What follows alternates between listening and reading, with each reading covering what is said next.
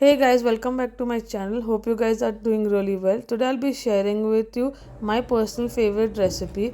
I always make this gluten-free cake for my family. ये क्यों It's काटा? super easy to make and it tastes really good. You can see how soft this cake turns out, and trust me, it's going to get finished really soon once you bake it. So let's get started.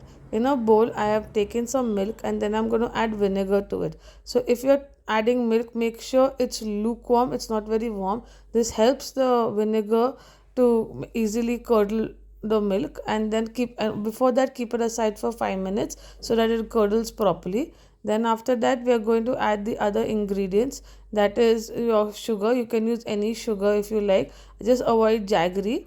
And then I've added oil and coffee powder because jaggery makes it really will make it really sticky. Mix it really well, don't over mix it or else the cake might sink inside.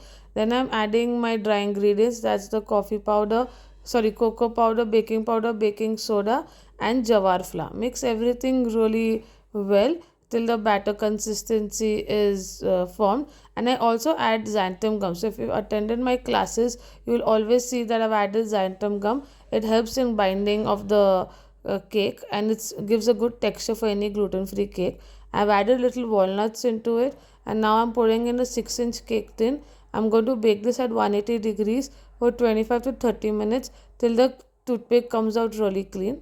And also make sure that you like, share, and subscribe to my channel. You can even follow me on Instagram if you have any queries with the recipes. We also post a lot of healthy recipes on the page.